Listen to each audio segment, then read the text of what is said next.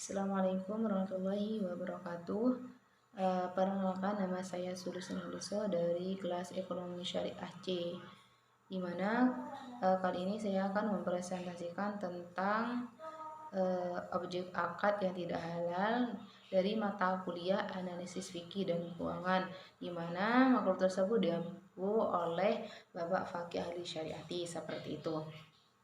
Nah, eh, berhubung saya akan membahas tentang objek halal yang tidak objek akad yang tidak halal.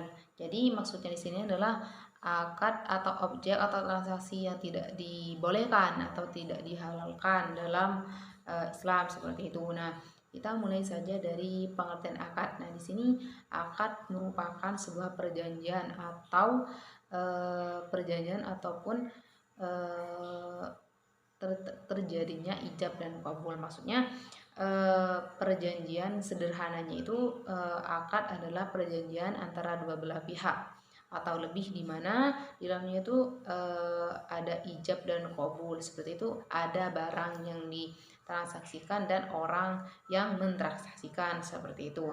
Nah, lanjut ke poin selanjutnya adalah syarat-syarat objek. Sebenarnya di syarat-syarat objek ini ada beberapa pendapat.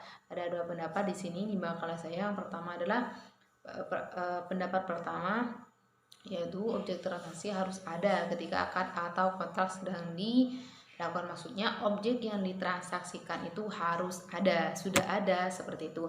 Nah, yang kedua adalah objek transaksi termasuk harta yang diperbolehkan. Jadi objek yang ditransaksikan itu sudah memenuhi syarat seperti itu. Nah, yang ketiga adalah objek transaksi bisa diserah terimakan. Intinya hampir sama dengan yang pertama itu, objek atau barang yang ditransaksikan itu sudah ada di tangan yang transaksi seperti itu.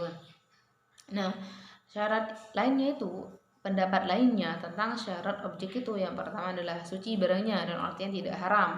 Tidak haram seperti itu. Nah, yang kedua adalah dapat dimanfaatkan. Jadi barang atau hal apapun itu yang tidak bisa diambil manfaatnya dan tidak bisa memberikan manfaat, maka hal itu tidak bisa diperjualbelikan seperti itu. Nah, yang ketiga adalah milik orang yang melakukan akad. Jadi maksudnya barang tersebut benar-benar dimiliki oleh yang mentransaksi, bukan punya orang lain ataupun hasil curian seperti itu. Nah, selanjutnya adalah dapat diketahui barangnya ini. Maksudnya dalam hal transaksi barang yang diperjualbelikan itu harus jelas. Apakah itu barang seperti buah-buahan atau makanan atau apalah itu. Yang penting objek yang ditransaksikan itu harus jelas seperti itu. Poin selanjutnya adalah objek akad berupa barang yang haram zatnya. Maksudnya haram zatnya itu adalah objek akad yang memang benar-benar haram dari awal terciptanya. Seperti babi. Nah, babi ini dikatakan haram nih zati karena memang objeknya itu haram, memang sudah haram dari awal, sejak awal seperti itu. Jadi meskipun nanti dimodifikasi ataupun dirubah atau dirubah dalam segi apapun itu, yang menggunakan objek babi itu tetap haram seperti itu. Nah, selanjutnya adalah objek akad berupa pendapatan non halal atau haram li ghairihi. Nah, maksudnya haram li ghairihi adalah objek yang awalnya itu tidak haram, akan tetapi berubah haram ketika sudah melalui transaksi. Maksudnya seperti kita menjual belikan buah-buahan. Nah, buah-buahan itu adalah hasil mencuri. Nah, berhubung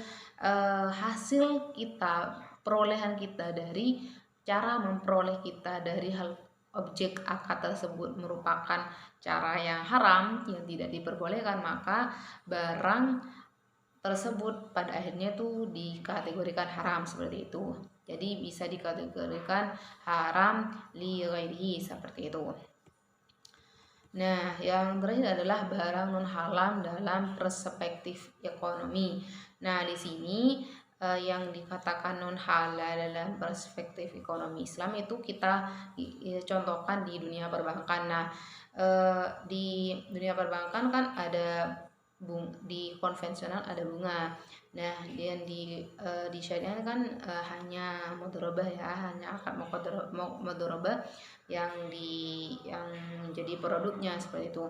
Kan tetapi dalam oleh para ulama itu ada berbeda pendapat sebagaimana seperti dana seperti kan memang ulama itu menyepakati bahwa bank yang ada di konvensional itu memang haram dan tidak bisa diterima oleh memang haram dan tidak bisa ditolerir seperti itu. Akan tetapi seperti teman-teman ketahui bahwa di Indonesia itu masih banyak bank syariah yang masih mendapat dana bantuan dari bank konvensional, sedangkan dana yang diperoleh tersebut merupakan dana hasil dari bunga yang tentunya menurut seluruh ulama, semua ulama yang ada itu dikategorikan haram. Nah, di sini di Indonesia sendiri itu berbeda pendapat. Ada yang mengatakan bahwa dana yang diperoleh dari bank konvensional untuk bank syariah itu masih dikategorikan boleh. Nah, ada yang juga yang berpendapat bahwa dana bantuan yang diperoleh dari konvensional itu tetap haram dan pada akhirnya untuk transaksinya dan terus dipergunakan dalam hal apapun itu juga sama-sama haram seperti itu. Jadi di sini sudah sangat jelas bahwa ada dua pendapat. Ada yang mengategorikan sebagai dana bantuan yang haram dan ada yang tidak seperti itu.